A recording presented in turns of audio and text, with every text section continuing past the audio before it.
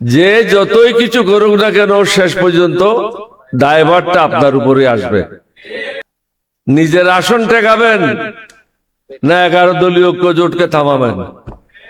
আমরা কি চাচ্ছি? আমরা তো এটা চাচ্ছি না যে আমাদেরকে 10 জন মন্ত্রী দেন, 20টা গাড়ি দেন, 50টা প্লেন দেন। এটা তো আমরা চাচ্ছি না।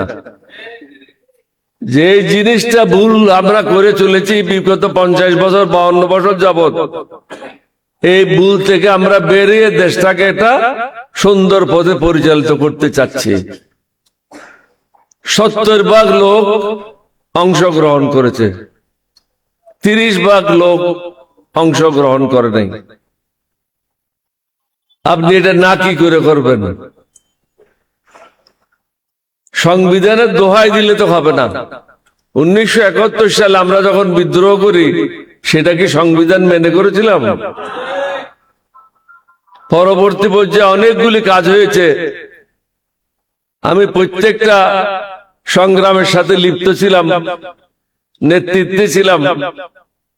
এরশাদের পতন যেদিন হলো, সর্বশেষ মিছিলটা আমিই করেছিলাম, 144 দ্বারা ভঙ্গ করেছিলাম। এটা কি আইন মেনে করেছিলাম? সংবিধান মেনে করেছিলাম? সংবিধান কার জন্য? মানুষের উপকারের জন্য, মানুষকে কষ্ট দেওয়ার জন্য না। আমরা তো এমন কিছু চাচ্ছি না যেটা প্রধানমন্ত্রীর ক্ষমতা কমে যাবে, স্বরাষ্ট্রমন্ত্রীর ক্ষমতা কমে যাবে, বা কোনো এমপির ক্ষমতা কমে যাবে। এখানে মুশকিল আছে। মুশকিল হলো এই নির্বাচনটা হয়েছে রিজওয়ানা মার্কার নির্বাচন, এবং এখানে শিক্ষিত লোকের সংখ্যা খুব কম। সংবিধান এরা অনেকে বুঝে না। সুতরাং 2-1 জনে যেটা বলে সবাই মাথা নাড়ে। এটা হঠাৎ আমার খেয়াল বললো, পাকিস্তানে ছিলাম 50 বছর 12 বছর, অনেক এমপি ইলেক্টেড হয়ে আসতো, লেখাপড়া জানতো না। অনেকে হুক্কা নিয়েও পার্লামেন্টে ঢুকতো। তো একজনে বললো যে ভাই তুমি তো ঘুমাচ্ছ। বলছে আমি ঘুমাচ্ছি, যখন হাত তুলতে বলো একটু ধাক্কা দিও, আমি হাত তুলে নেবো। এখন এরকম হাত তোলার পার্লামেন্ট হয়ে গেছে। প্রধানমন্ত্রীকে চিন্তা করতে হবে যে যতই কিছু করুক না কেন শেষ পর্যন্ত দায়ভারটা আপনার উপরে আসবে। এটার জন্য আপনি প্রস্তুত আছেন কিনা? আপনার মাও বলেছে সংবিধান ছুঁড়ে ফেলাই দাও, না বলে নাই? আপনার যে মহাসচিব আছে তিনিও বলেছেন, আপনার দলের অনেকেই বলেছেন। কেন বলেছেন? এখানে অনেকগুলি বৈষম্য রয়েছে। এই বৈষম্য দূর করলে আপনি নির্বিঘ্নে আপনার কর্মকাণ্ডগুলি চালাতে পারবেন। কিন্তু এখানে ক্ষতিগ্রস্ত হবে কিছু দুর্নীতিবাজ কর্মকর্তা কর্মচারী, যারা আপনাদেরকে করতে দিচ্ছে না। এখন যদি আপনি এটা না করেন তাহলে কি হবে?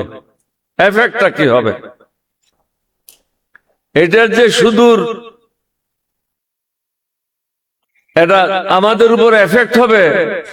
এখন আপনারা, আমি সাধারণ জিনিসের কথা বলি, মুরগির দাম 100 টাকা বৃদ্ধি পেয়েছে, যেটা কক, রেড কক বলে, ওটা 100 টাকা বৃদ্ধি পেয়েছে কেজি প্রতি। প্রত্যেকটা সবজির দাম বৃদ্ধি পেয়েছে, দ্রব্য মূল্যের দাম বৃদ্ধি পেয়েছে। মানুষের আয় তো বৃদ্ধি পায় নাই। 5-6 কিলোমিটার লম্বা একটা পেট্রোল পাম্পের সামনে দাঁড়ায় থাকতে হয়। যে লোকটা আগে মোটরসাইকেল দিয়ে জীবিকা নির্বাহ করত, সে এখন 2 বা 3টা ট্রিপের বেশি মারতে পারে না। বাকি সময় তাকে পেট্রোল পাম্পের সামনে দাঁড়ায় থাকতে হয়। সুতরাং ইকোনমিক ইম্প্যাক্টটা কি হবে এই জিনিসটা আপনাকে বুঝতে হবে। বাইরে যে অশান্তিটা হবে এটা কিভাবে সামাল দেবেন?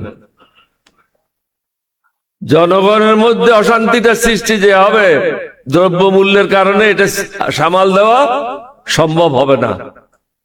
তারপরে আমরা তো বসে থাকবো না। আমরা কি বসে থাকবো? আঙ্গুল চুষবো? আমরা রাস্তায় নামবো। তাহলে কোনটা ঠেকাবেন?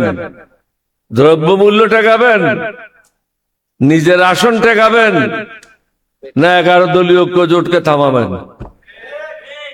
11 দলীয় ঐক্য জোটকে ধাপে ধাপে রাস্তায় নামতে হবে, এটার বিকল্প নাই, সোজা আঙ্গুলে গিয়ে উঠবে না। আপনাদের সবাইকে ধন্যবাদ। বাংলাদেশ জিন্দাবাদ।